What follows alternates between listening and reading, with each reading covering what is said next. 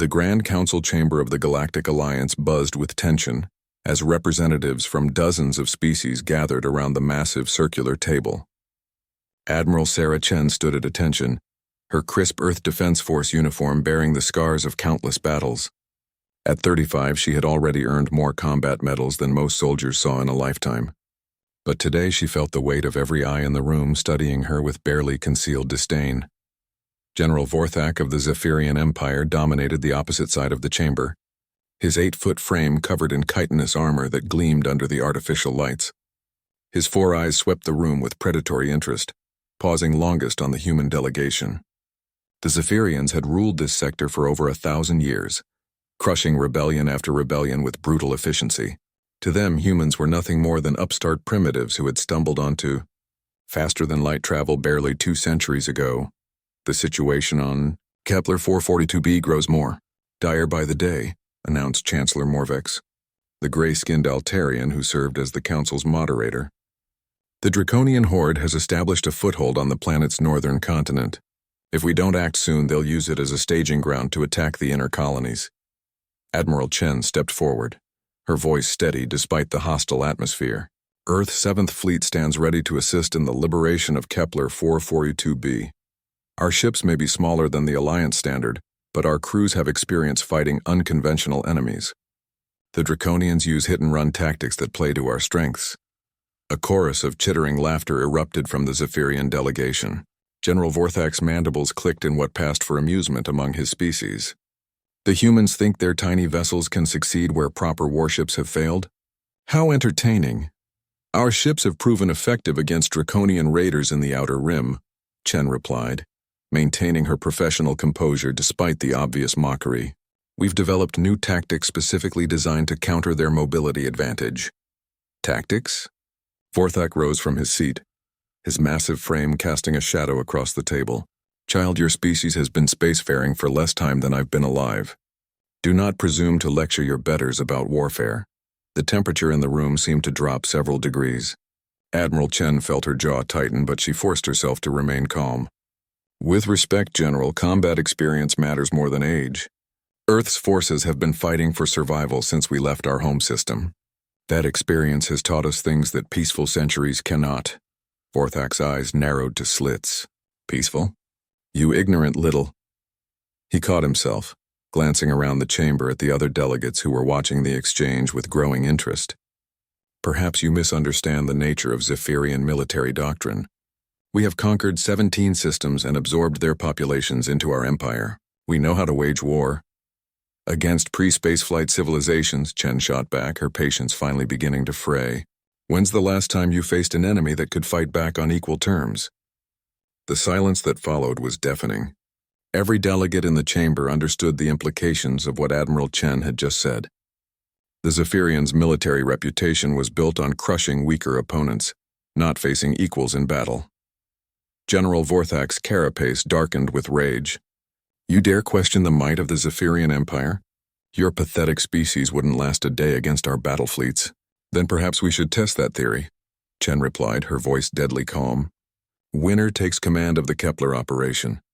The challenge hung in the air like a live grenade. Admiral Chen knew she was walking a dangerous line, but humanity's reputation in the galaxy depended on respect, and respect could only be earned through strength. For too long, Earth's delegates had been dismissed as inferior beings worthy only of token representation. Vorthak's mandibles spread wide in what might have been a grin. You would stake your fleet against mine? Very well, human. But when your ships are burning wrecks drifting in space, remember that you brought this humiliation upon yourself. Chancellor Morvex raised a tentacled appendage. Perhaps we should consider a more diplomatic solution. No, Admiral Chen interrupted, never breaking eye contact with the Zephyrian general. General Vorthak is right about one thing. It's time to settle this question of human military capability once and for all. The council chamber erupted in nervous chatter as delegates realized they were witnessing something unprecedented. Humans had always been careful to avoid direct confrontations with the major powers, preferring to prove themselves through smaller engagements.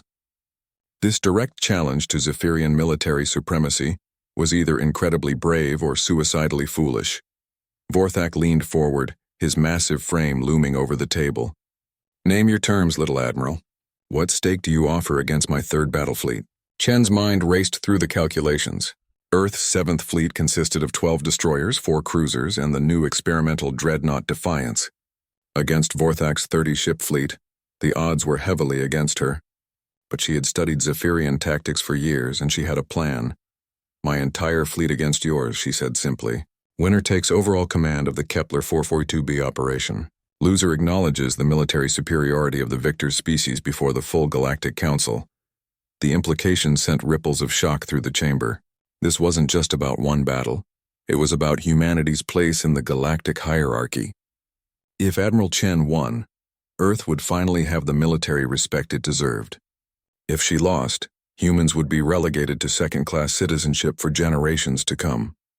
Vorthak's laugh was like grinding metal. "Acceptable terms. We'll settle this at the Gordian Nebula. My fleet will be waiting." He paused, his 4 eyes glittering with malice. "Try not to disgrace your species too badly, human." Admiral Chen nodded once, her face a mask of calm determination. "I'll do my best not to disappoint you, General." As the council session concluded and delegates filed out in excited clusters, Admiral Chen remained standing at the table, already planning the battle that would determine humanity's future among the stars. She had 48 hours to prepare her fleet for the most important engagement in human history. Behind her confident facade, Sarah Chen allowed herself one moment of uncertainty. She was about to stake everything on a single roll of the dice, but sometimes, she reflected, that's what it took to change the galaxy.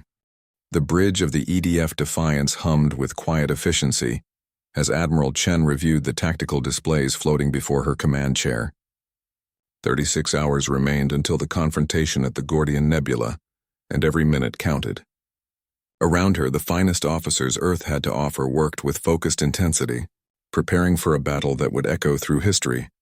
"Ma'am, we're receiving the latest intelligence reports on Zephyrian fleet compositions," announced Lieutenant Commander Jackson, the ship's tactical officer. His dark skin glistened with perspiration despite the cool bridge temperature. Everyone understood the weight of what they were attempting. Chen studied the holographic projections of Zephyrian vessels. Their ships were massive, brutish things built for overwhelming firepower and heavy armor. The Zephyrian military philosophy was simple: close to point-blank range and pound the enemy into submission. It had worked for centuries against opponents who lacked the technology or tactical flexibility to counter it. "Their battle cruisers mount plasma cannons that can crack a moon," muttered Chief Engineer Murphy, a grizzled veteran whose Irish accent became more pronounced under stress. "And their dreadnought carries enough firepower to glass a small planet." "But they're slow," Chen replied, manipulating the display to show movement patterns. "Look at their acceleration curves. Those massive ships need time to change course, time to bring their main weapons to bear. They're designed for battles between slow, heavily armored fleets trading broadsides at close range." Commander Elena Vasquez, Chen's second-in-command, leaned over the tactical display. Her expertise in fleet coordination had saved Earth forces in a dozen previous engagements. "What are you thinking, Admiral?" "The Gordian Nebula has dense particle fields that disrupt long-range sensors," Chen explained, highlighting sections of the stellar phenomenon on the main display. "Perfect cover for hit-and-run attacks. We can use the nebula's interference to mask our approach vectors and sensor signatures." Lieutenant Commander Jackson frowned at the readings. "Ma'am, the nebula will affect our sensors too. We'll be fighting partially blind," Chen smiled grimly. "Exactly. But we've trained for that scenario. Remember the Titan War Games 3 years ago? Admiral Harrison specifically designed those exercises to prepare us for sensor-limited environments. The Zephyrians haven't faced that kind of challenge in generations." The tactical display updated with new information as the fleet's intelligence officers compiled data from various sources. Earth's spy networks throughout the galaxy might be small, but they were efficient. Admiral Chen had made sure of that during her years climbing through the military hierarchy. "There's something else," announced Communications Officer Park, her fingers dancing across her console. "I'm picking up Zephyrian military communications discussing the upcoming engagement. They're treating this as entertainment, Admiral. General Vorthak has invited observers from other Alliance species to witness what he's calling a demonstration of proper military might." The bridge fell silent for a moment as the implications sank in. This battle wouldn't just be witnessed by the two fleets involved. Representatives from across the galaxy would be watching humanity's performance. The political ramifications would extend far beyond military command of one operation. Commander Vasquez clenched her fists. Arrogant bastards. They think we're going to provide them with a show. Good, Chen replied, surprising her officers. Let them be overconfident. Overconfidence has destroyed more armies than any weapon ever invented. She stood and walked to the main view screen, where the stars wheeled slowly as the Defiance maintained its course toward the nebula. What's our fleet status? All ships report ready for combat operations, Commander Vasquez replied, consulting her datapad. The Olympus and Marathon have completed their weapon system modifications. The destroyer squadrons have practiced the new attack patterns you designed. Everyone's eager to show these aliens what Earth's military can accomplish. Admiral Chen nodded approvingly. The modifications to the fleet's weapon systems had been her idea. Based on detailed analysis of Zephyrian ship designs, their massive vessels had powerful shields and heavy armor, but they also had structural weak points that smaller, more agile ships could exploit. What about the Defiance's special modifications? She asked Chief Engineer Murphy. The burly engineer grinned, his eyes lighting up with professional pride. The new reactor configuration is holding steady, Admiral. We can maintain emergency power levels for 6 hours before risking overload. The additional maneuvering thrusters are calibrated perfectly. This ship can dance like a fighter while hitting like a battleship. The Defiance was Earth's first experimental dreadnought, incorporating lessons learned from decades of studying alien technology. Unlike the massive, unwieldy vessels favored by older galactic powers, it was designed for speed and flexibility without sacrificing firepower. Admiral Chen had personally overseen its construction, knowing that one day Earth would need a ship that could stand toe-to-toe with anything the galaxy could produce. Lieutenant Commander Jackson looked up from his tactical analysis. Admiral, I've been studying Zephyrian battle formations from their previous engagements. They favor a standard wall formation with overlapping fields of fire, very effective against conventional attacks, but vulnerable to attacks from unexpected vectors, Chen finished. Good work, Jackson. That confirms my tactical assessment. She returned to her command chair, her mind already visualizing the coming battle. What's General Vorthak's personal combat record? Communications Officer Park consulted her files. Impressive, but only against technologically inferior opponents. 17 successful campaigns, all against pre-spaceflight or early spaceflight civilizations. He's never commanded a fleet against an equal opponent. Perfect, Chen murmured. He's trained his entire career to fight weak enemies. He thinks in terms of overwhelming force applied directly. He won't expect us to use the environment against him. The conversation was interrupted by an urgent chime from the communications console. Officer Park listened intently to her earpiece, then looked up with concern. Admiral, we're receiving a priority message from Earth Fleet Command. Admiral Harrison wants to speak with you personally. Chen felt her stomach tighten. Admiral Harrison had been her mentor and friend for over a decade, but he was also a cautious man who preferred diplomatic solutions to military ones. If he was calling now, it meant the political pressure to cancel this engagement was mounting. Put him through to my ready room, she ordered. Commander Vasquez, you have the bridge. Continue battle preparations. Admiral Chen's ready room was spartanly decorated, containing only a few personal items and military commendations. The wall display activated to show Admiral Harrison's weathered face. Behind him, she could see the familiar blue and white curve of Earth hanging in space. Sarah, he began without preamble, the Security Council is having second thoughts about this engagement. Some members are worried about the consequences if you lose. And what about the consequences if we back down now? Chen replied, settling into her chair. We'll be seen as cowards who can't back up their words. Earth will never be taken seriously in galactic politics.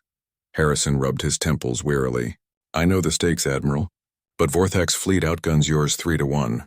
The smart play might be to find a face-saving way to withdraw from this confrontation. Admiral Chen stared out her viewport at the stars streaming past. With respect, sir, there is no face-saving withdrawal. Either we prove that human military forces can compete with the major galactic powers, or we accept permanent second-class status. I'd rather die fighting than live on my knees. The older admiral was quiet for a long moment. You sound like your father, he finally said. He had the same stubborn streak, the same willingness to risk everything for principle.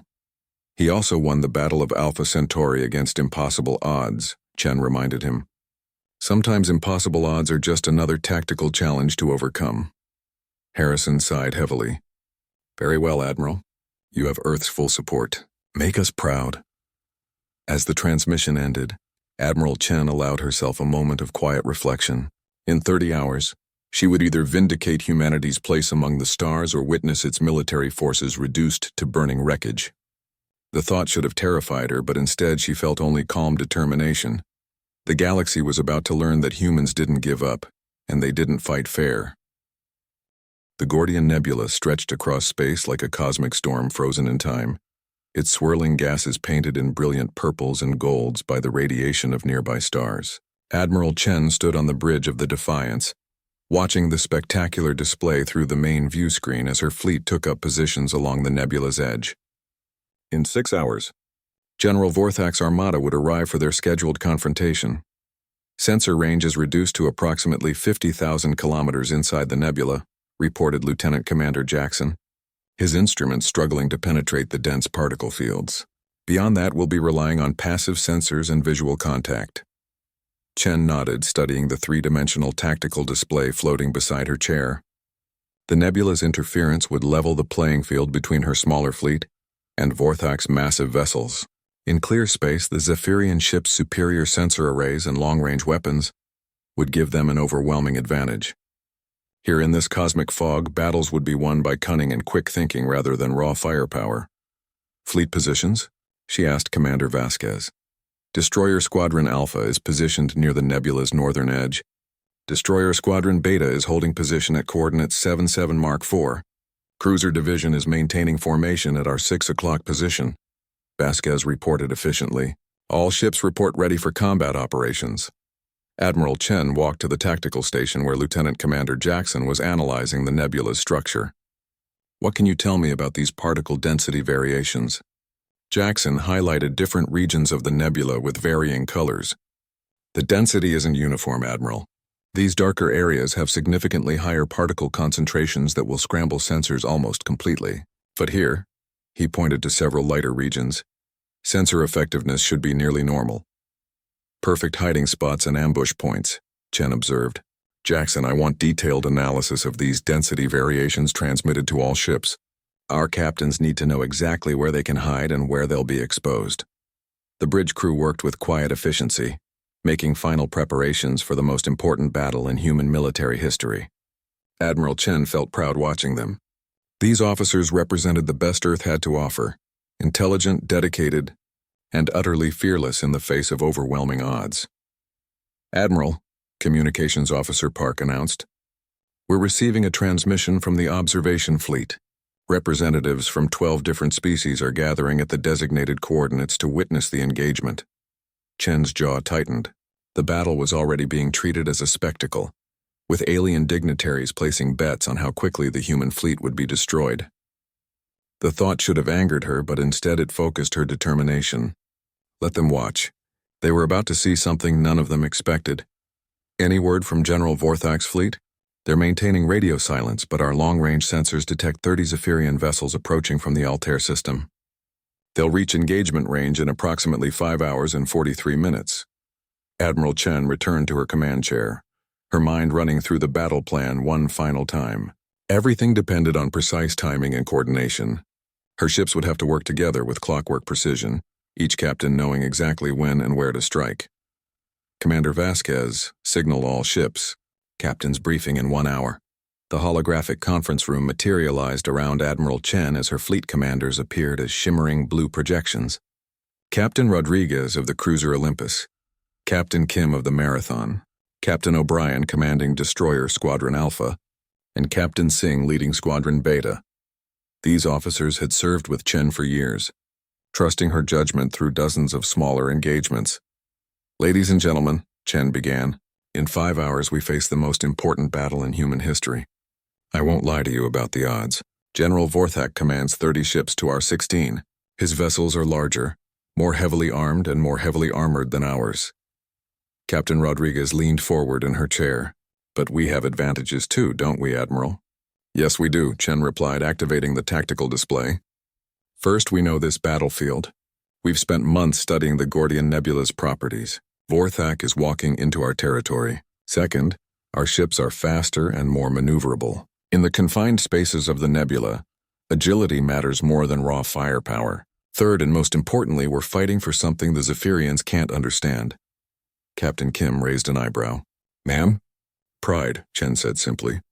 We're fighting for humanity's place in the galaxy. For the right to be treated as equals rather than amusing primitives. That kind of motivation can overcome tremendous disadvantages. She manipulated the display to show the nebula's internal structure. Here's how we're going to win. Vorthak will expect a conventional engagement. 2 fleets meeting in open space, trading broadsides until one side breaks. Instead, we're going to use hit-and-run tactics inside the nebula. Squadron Alpha will serve as bait, drawing the Zephyrian main force into this high-density region. Once they're committed, Squadron Beta will attack their flanks while the cruisers hit them from behind. Captain O'Brien studied the tactical projections. What about their reserve force? Intelligence suggests Vorthak keeps a third of his fleet in reserve during major engagements. The Defiance will handle the reserves, Chen replied. We'll position ourselves here in this clear zone and engage any ships that try to escape the trap or reinforce their main force.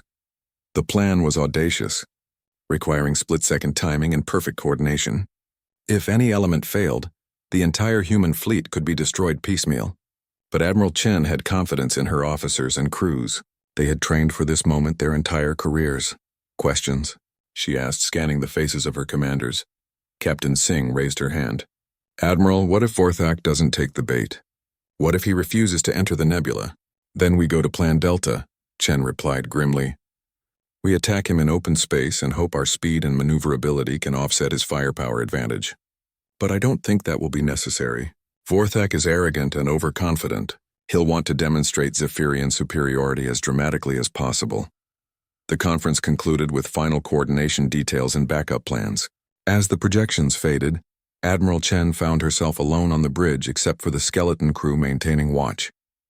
She walked to the main view screen and stared into the swirling depths of the Gordian Nebula. Somewhere in that cosmic maelstrom, she would either write humanity's name among the great military powers of the galaxy or witness its dreams of equality die in nuclear fire. The thought was sobering, but Admiral Chen had made peace with the risks long ago. Some things were worth fighting for, regardless of the odds. Admiral, Officer Park announced quietly, we're receiving a personal transmission for you. It's from General Vorthak. Chen turned back to her chair. Put him through. The main screen shifted to show General Vorthak's chitinous face, his 4 eyes glittering with malicious amusement. Behind him she could see the bridge of his flagship, filled with Zephyrian warriors preparing for battle. Admiral Chen, he said, his translator rendering his clicking speech into precise English. I thought I should offer you one final chance to withdraw from this foolish challenge. Surrender now, and I promise your crews will be treated as prisoners of war rather than pirates. Chen smiled coldly. That's very generous of you, General. But I'm afraid I must decline. You see, where I come from, we have a saying, never start a fight but always finish one. Vorthak's mandibles clicked in what might have been laughter. Brave words from someone about to die. Very well, human. When your ships are burning wrecks, remember that I offered you mercy. The transmission ended, leaving Admiral Chen staring at the swirling gases of the nebula. In 4 hours, she would discover whether human courage could overcome alien superiority. She had a feeling the galaxy was about to be very surprised by the answer. The Zephyrian Third Battle Fleet emerged from hyperspace at the edge of the Gordian Nebula, like mechanical leviathans rising from the depths of space. Admiral Chen watched their arrival through the Defiance's sensors, counting off the massive warships as they dropped out of faster-than-light travel. 30 vessels, just as intelligence had predicted, arranged in the classic Zephyrian wall formation. Impressive sight, Commander Vasquez admitted, studying the tactical display.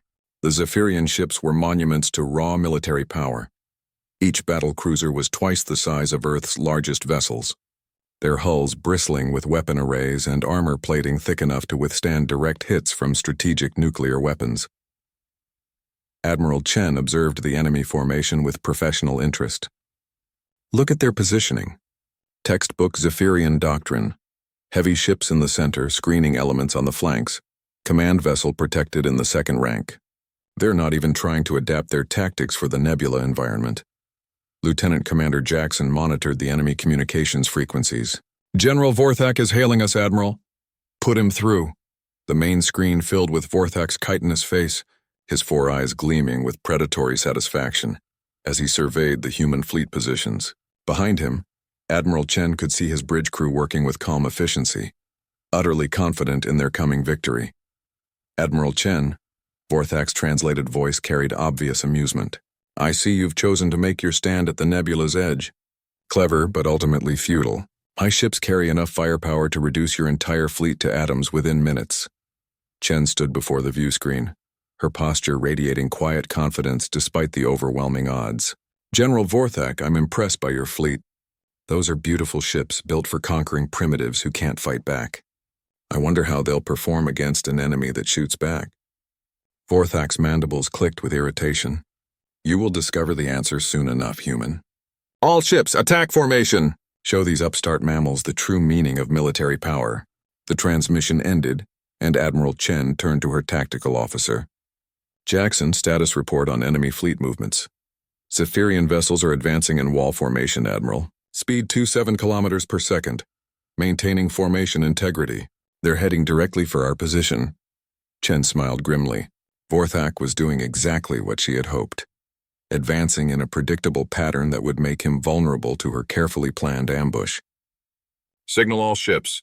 Execute Battle Plan Omega. Squadron Alpha, begin your run. On the tactical display, Admiral Chen watched as Captain O'Brien's destroyer squadron accelerated toward the advancing Zephyrian fleet. The 8 small ships looked like minnows swimming toward a school of sharks, but their apparent suicide charge was carefully calculated to achieve maximum psychological impact. Alpha, squadron engaging the enemy vanguard, reported Communications Officer Park. Captain, O'Brien reports successful missile lock on multiple targets. The first exchange of fire lit up space between the two fleets. Alpha Squadron's destroyers launched their entire payload of antimatter missiles before breaking off and retreating toward the nebula. The Zephyrian point defense systems managed to intercept most of the incoming missiles, but several penetrated their defensive fire and impacted against the massive alien ships. Damage assessment? Chen asked. Jackson studied his sensors carefully. Minor damage to 3 Zephyrian cruisers. Their armor absorbed most of the impact, but we've definitely gotten their attention. Admiral Chen watched as Vorthak's fleet reacted to the pinprick attack exactly as she had predicted. Instead of maintaining their careful formation, half of his ships broke off to pursue the retreating human destroyers into the nebula's particle-rich environment. He's taking the bait, Commander Vasquez observed with satisfaction.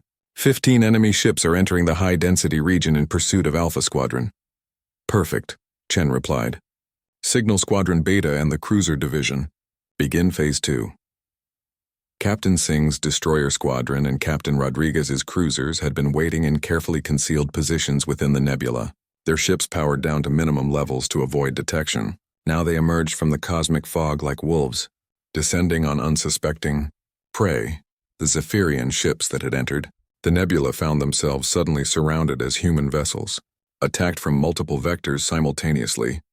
In the sensor-limited environment, Vorthak's vessels couldn't coordinate their defensive fire effectively, and their massive size became a liability as they struggled to maneuver in the confined space. Beta Squadron reports successful torpedo hits on 2 enemy cruisers, announced Officer Park. The Marathon is engaging a Zephyrian dreadnought at close range. Merle. Chen monitored the battle's progress with professional detachment, but she felt a surge of pride as she watched her crews execute the complex attack plan with clockwork precision. Earth's ships darted between the massive alien vessels like fighters, too small and fast for the Zephyrian gunners to track effectively.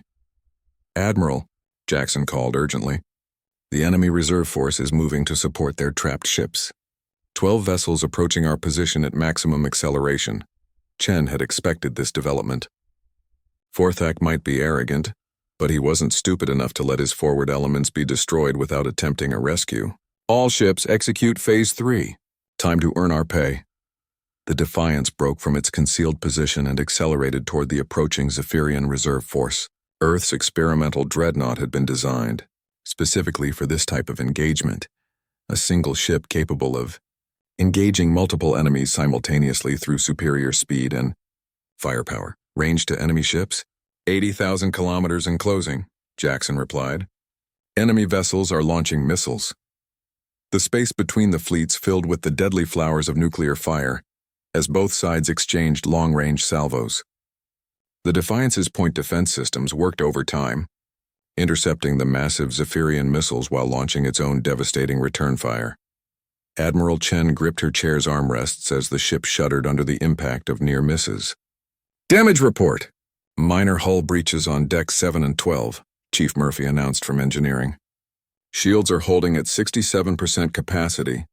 All weapon systems operational. The Defiance closed with the enemy reserve force like an avenging angel, its experimental weapon systems proving their worth against alien targets. Chen had personally overseen the development of the ship's primary armament, quantum torpedoes capable of punching through any known armor system.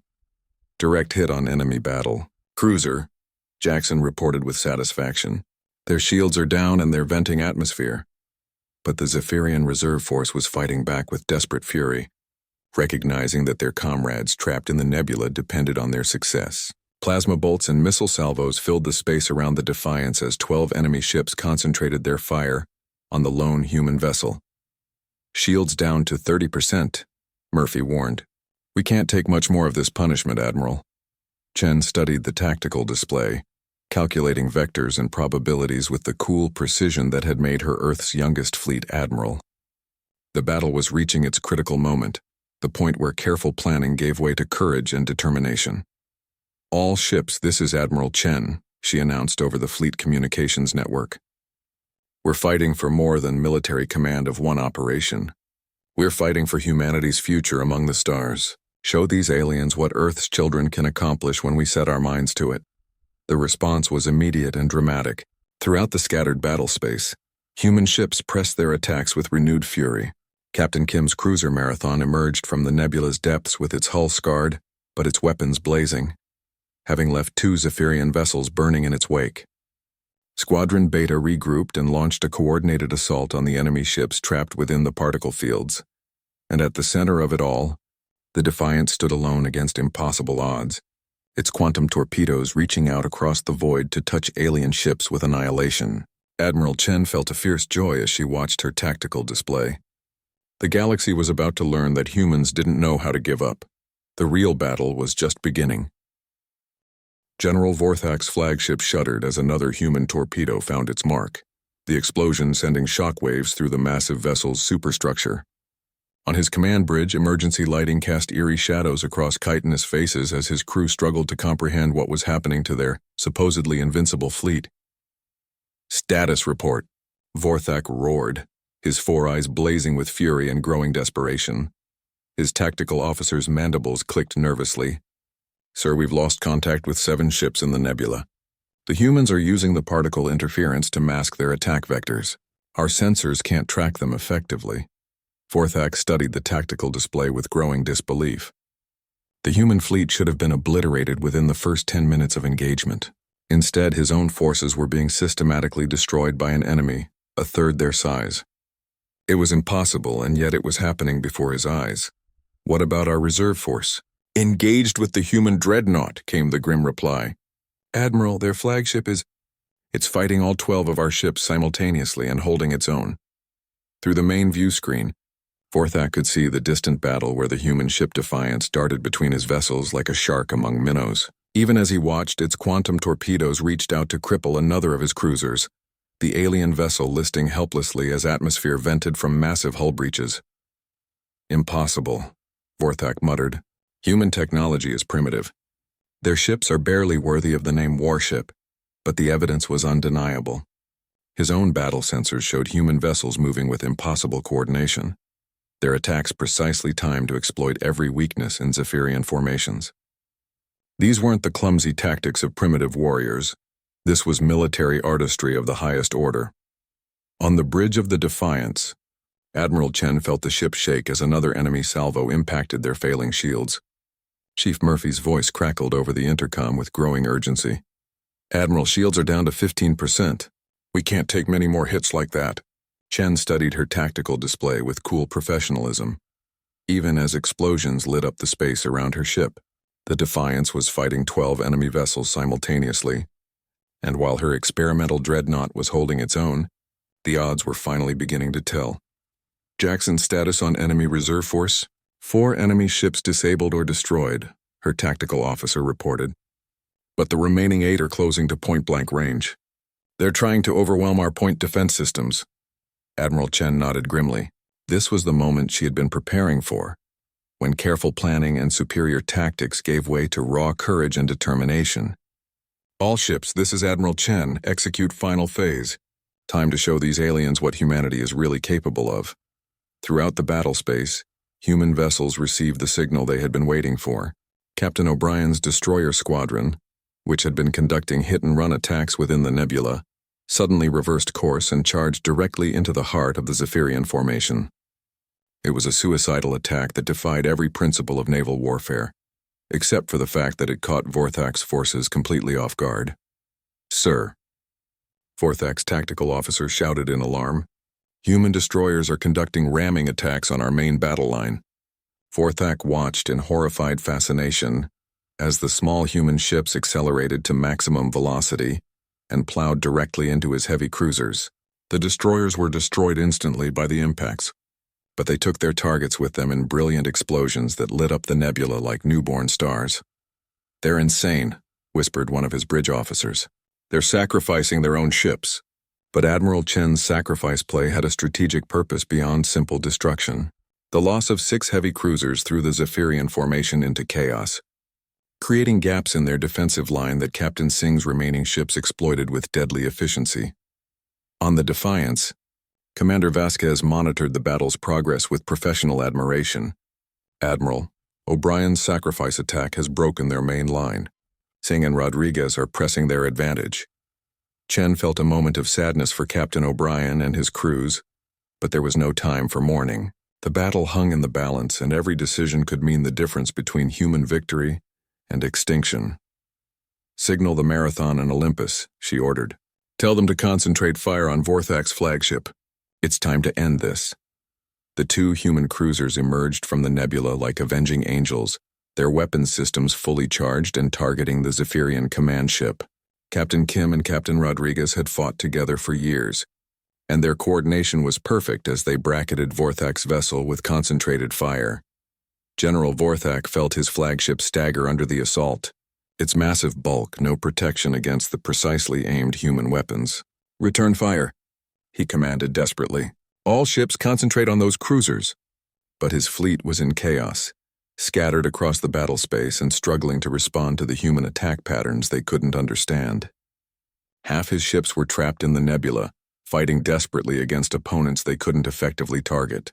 His reserve force was being systematically destroyed by the human dreadnought, and now his own flagship was under direct assault. "Sir, our main reactor is showing instability," his chief engineer reported. "If we take another hit like that, we could face catastrophic failure." Admiral Chen watched the tactical display as the battle reached its climax. The Defiance was barely holding together, its shields completely gone and its hull scarred by dozens of impacts. But around her, the Zephyrian fleet was disintegrating under the relentless human assault. "Admiral," Officer Park announced, "we're receiving a transmission from the observation fleet. They're requesting an immediate ceasefire to assess the battle situation." Chen smiled grimly.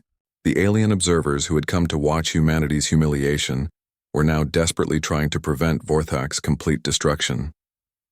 "Tell them this is a military engagement between Earth and the Zephyrian Empire. They can assess the situation when it's over." On Vorthak's flagship, the general stared at his tactical display in numb disbelief. In the space of 2 hours, his invincible fleet had been reduced to burning wreckage by an enemy he had dismissed as primitive. The humans had outfought, outthought, and outmaneuvered him at every turn. "Sir," his communications officer announced quietly, "Admiral Chen is hailing us." Vorthak straightened in his command chair, trying to salvage what remained of his dignity. "Put her through."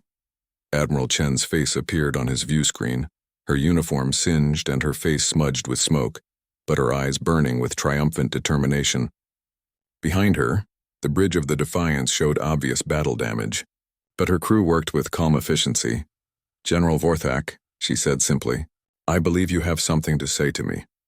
Vorthak looked around his ruined bridge, at the tactical display showing the scattered remnants of his once mighty fleet, at the officers who couldn't meet his eyes. The taste of defeat was bitter in his mouth, but there was no denying reality. "You have defeated me," he said quietly. "I acknowledge the military superiority of the human species." Chen nodded once. "Thank you, General. I'll expect your formal surrender within the hour." The transmission ended, leaving Vorthak alone with the wreckage of his pride and his fleet. Across the galaxy, the news would spread like wildfire. Humanity had emerged victorious from its first major fleet engagement, defeating an enemy that outgunned them 3-1. But for Admiral Chen, the victory was about more than military conquest. It was about proving that humans belonged among the stars, that Earth's children could stand as equals with any species in the galaxy. As she looked out at the Gordian Nebula, still glowing with the fires of battle, she knew that humanity's future had just been secured. The observation deck of the neutral station Harmony buzzed with shocked conversations, as representatives from 12 galactic species struggled to process what they had just witnessed. Admiral Chen walked into the chamber with quiet confidence, her dress uniform immaculate despite the fact that only 6 hours earlier, she had been commanding a desperate battle for humanity's survival. Ambassador Krell of the Altarian Confederacy stepped forward, his gray features showing obvious amazement. "Admiral Chen, on behalf of the Galactic Council, I must express our surprise at the outcome of today's engagement. The tactical analysis is still ongoing, but preliminary reports suggest that your fleet achieved a decisive victory despite being significantly outgunned." Chen smiled politely, but her eyes remained alert. The real battle was just beginning. Now she had to capitalize on her military victory to secure humanity's political position in the galaxy. "Ambassador, Earth's military doctrine has always emphasized tactical flexibility over raw firepower. Today simply demonstrated the effectiveness of that philosophy." Across the chamber, she could see General Vorthak standing with the Zephyrian delegation. The proud warrior looked diminished somehow, his chitinous armor still bearing scorch marks from his flagship's damage. Their eyes met briefly, and Chen saw something unexpected there. Not hatred or resentment, but a grudging respect that hadn't existed before. "The tactical recordings will be studied for generations," announced Professor Valdris of the Academic Union, her tentacled form rippling with excitement. "Your use of environmental factors and coordinated small-unit tactics represents a completely new approach to space warfare." "Most fascinating." Admiral Chen inclined her head gracefully. "Earth's military academies have always studied historical conflicts from across the galaxy. We learned valuable lessons from every species represented here today." The subtle compliment had its intended effect. Several ambassadors straightened with pride, pleased to think that their own military traditions had contributed to humanity's victory. Chen had spent years studying galactic politics, and she understood that managing egos was as important as winning battles. Ambassador Thorne of the Rigelian Trade Consortium stepped forward, his crystalline features reflecting the chamber's lights. "Admiral, there are those who suggest that today's victory was anomalous, that the Zephyrian fleet was unprepared for your tactics. How do you respond to such claims?" The question was a challenge, and Chen recognized it as such. The established powers couldn't simply accept that humans were their military equals. It would upset too many political calculations and economic arrangements. "Ambassador Thorne," she replied calmly, "Earth's 7th Fleet was outnumbered nearly 2-1 and outgunned by a significantly larger margin. General Vorthak commanded one of the most experienced battle fleets in this sector of the galaxy. If our victory was anomalous, it was because we prepared more thoroughly and fought more intelligently than our opponent expected." General Vorthak stepped forward suddenly, his massive frame dominating the center of the chamber. Every conversation stopped as the defeated Zephyrian commander prepared to speak.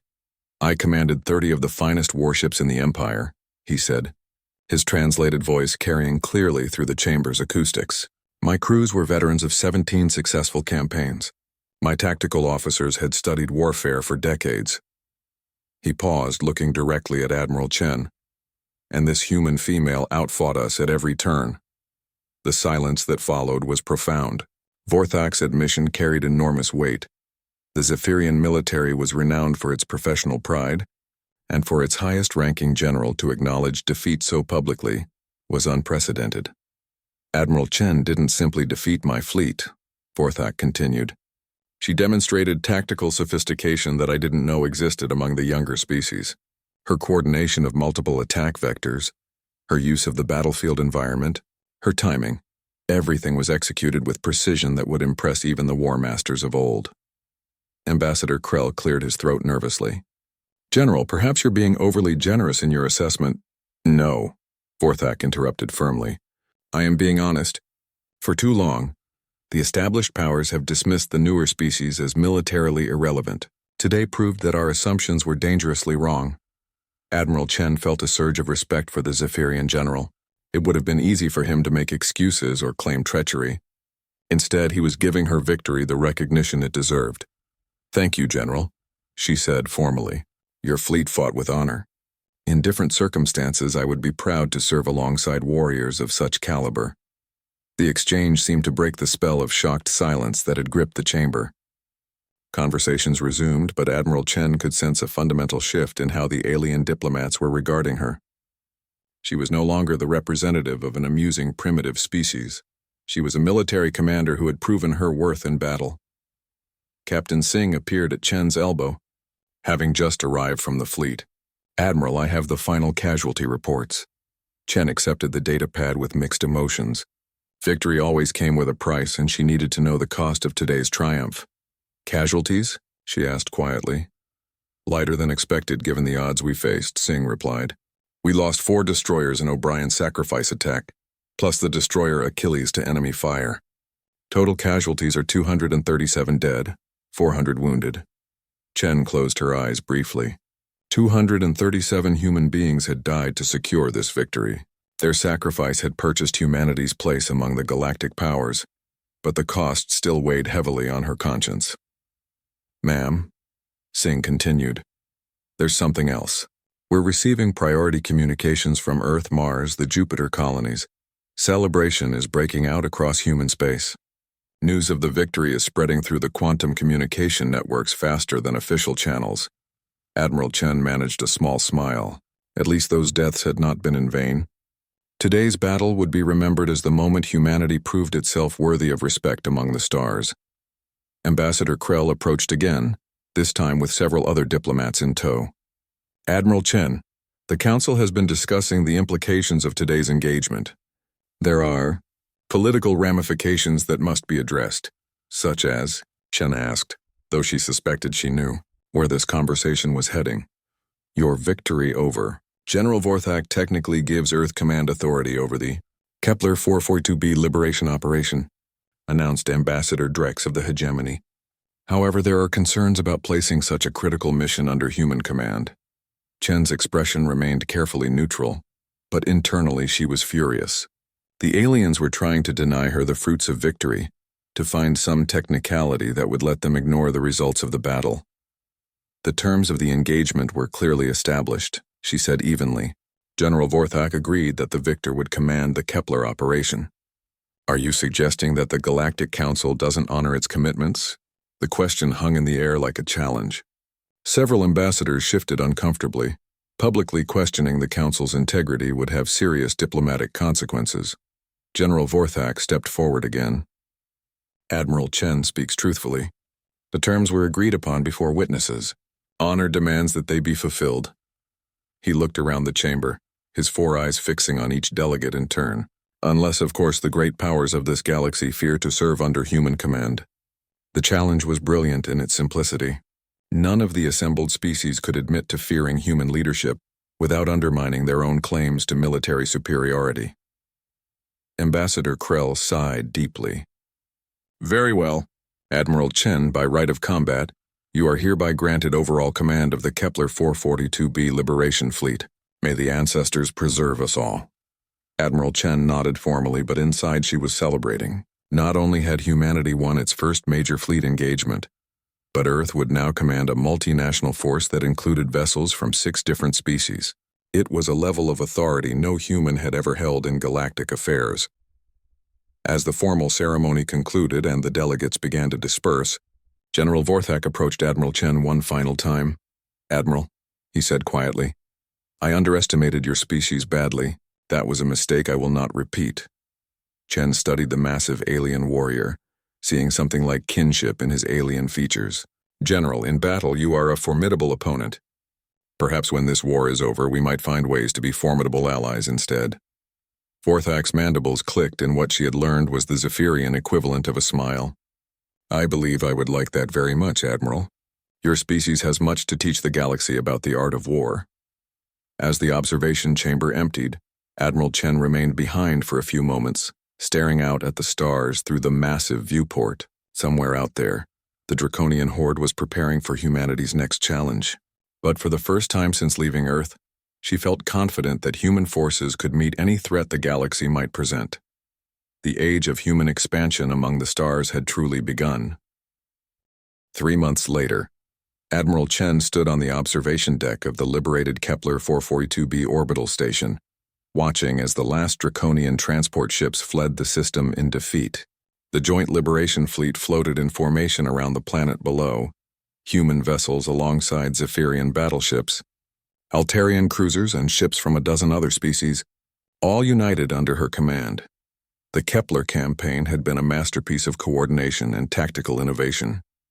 Where previous attempts to dislodge the Draconian horde had failed through conventional assaults, Admiral Chen had employed the same flexible tactics that had won her victory at the Gordian Nebula. Mixed-species squadrons had conducted lightning raids on enemy supply lines while the main fleet engaged Draconian forces in a series of carefully planned battles that played to each species' strengths. "Admiral," Captain Singh announced as she entered the observation deck, "we've received confirmation from Planetary Command. The last Draconian ground forces have surrendered. Kepler 442b is completely liberated." Chen nodded, feeling a deep satisfaction that went beyond military victory. The success of the Kepler campaign had demonstrated something more important than human tactical skill. It had proven that the galaxy species could work together as equals when they put aside their prejudices and preconceptions. "Casualties?" she asked, though she already knew the numbers by heart. "Minimal, considering the scope of the operation," Singh replied. "The Draconian horde lost over 60% of their fleet strength. Our losses were less than 8% across all participating species." Admiral Chen smiled. Those were the kinds of numbers that military historians would study for centuries. The liberation of Kepler 442b would be remembered as one of the most successful joint operations in galactic history.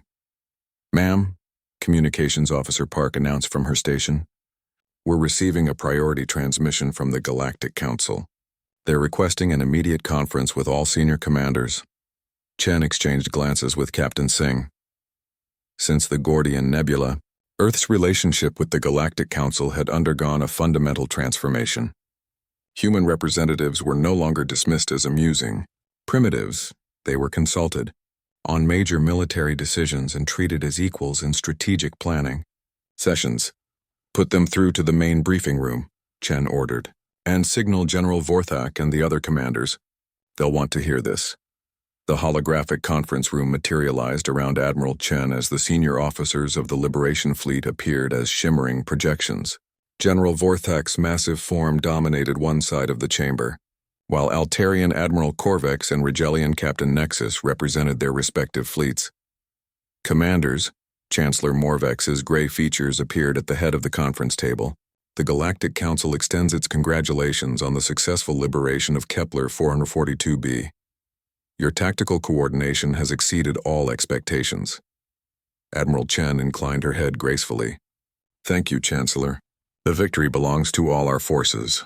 Every species contributed something essential to the campaign's success."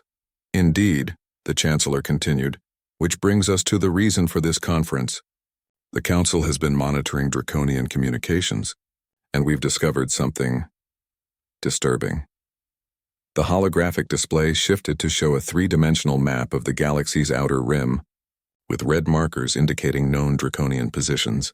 Admiral Chen studied the tactical situation with growing concern. "The Draconian retreat from Kepler wasn't a defeat," Chancellor Morvex explained. "It was a strategic withdrawal. Intelligence suggests they're massing their forces for a major offensive against the core systems." We're looking at the largest military buildup in galactic history. General Vorthak leaned forward in his seat. How large a force are we discussing, Chancellor? Conservative estimates suggest over 500 Draconian vessels, including their newest dreadnought designs, came the grim reply. More than enough to overwhelm any single-species defenses. The silence that followed was heavy with implication. Even the combined fleets that had liberated Kepler would be hard-pressed to face such an armada in direct battle. What are the Council's recommendations? Admiral Chen asked, though she suspected she already knew the answer. Chancellor Morvex's image flickered slightly as quantum interference affected the transmission. The Council is authorizing the formation of the first permanent joint defense force in galactic history, a multinational fleet under unified command, dedicated to protecting the core systems from external threats. Admiral Korvex of the Altarians spoke for the first time. Who would command such a force? The political ramifications alone. The Council has already made that decision, the Chancellor interrupted. Based on the tactical success of the Kepler campaign and the demonstrated ability to coordinate multiple species effectively, Admiral Chen of Earth will serve as Supreme Commander of the Joint Defense Force. Admiral Chen felt the weight of history settling on her shoulders. Command of a permanent galactic defense force was unprecedented. No single individual had ever wielded such military authority across species lines. I'm honored by the Council's confidence, she said carefully, but such a position would require unanimous support from all participating species. I won't accept command if any member of the Alliance has reservations. General Vorthak's mandibles clicked in what had become a familiar expression of approval. Admiral, you have proven your worth in battle and your wisdom in victory. The Zephyrian Empire will gladly serve under your command. One by one, the other commanders voiced their support. Even traditionally prideful species, like the Altarians and Rigelians, acknowledged that Admiral Chen had earned the right to lead through her tactical skill and diplomatic acumen.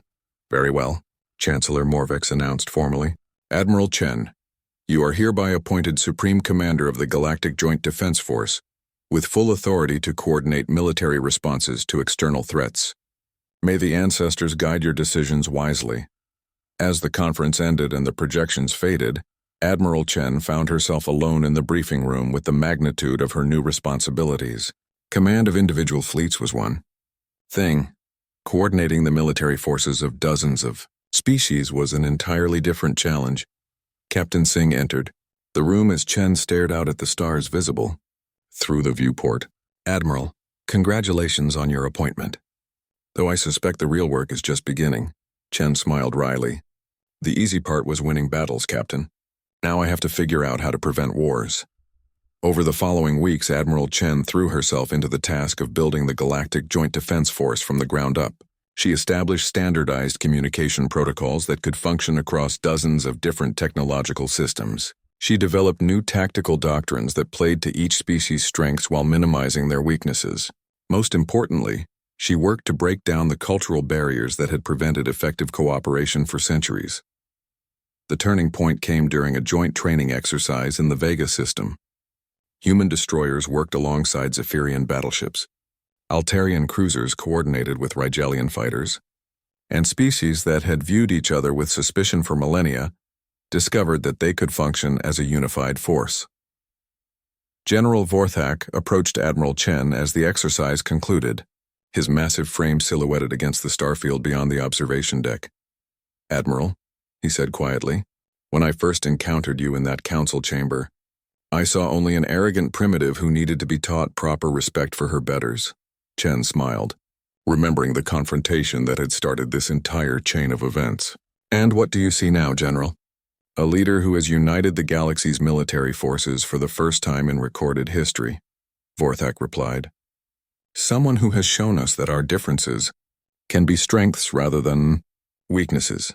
Admiral Chen looked out at the mixed fleet conducting maneuvers in the distance, hundreds of ships from dozens of species working together with precision that would have been impossible just months earlier. General, she said thoughtfully, do you ever regret challenging me that day in the council chamber? Vorthak's mandibles clicked with amusement. Admiral, that slap was the best thing that ever happened to galactic civilization. It forced us to recognize what humans were capable of accomplishing. 6 months later, when the Draconian Horde finally launched their massive offensive against the core systems, they found themselves facing not a collection of individual species fighting separate battles, but a unified galactic defense force that moved with unprecedented coordination and tactical sophistication. The Battle of the Seven Stars, as historians would later name it, lasted 3 days and ended with the complete destruction of the Draconian invasion fleet. Admiral Chen's tactical innovations, combined with the combined might of the galaxy's united species, proved unstoppable. But for Admiral Chen, standing on the bridge of her flagship as the last enemy vessels surrendered, the real victory wasn't military. It was the sight of dozens of species working together as equals, their ancient prejudices set aside in favor of mutual respect and cooperation. The slap that had started it all seemed like a lifetime ago. But sometimes, Chen reflected, the most important changes began with a single moment of defiance, a refuse.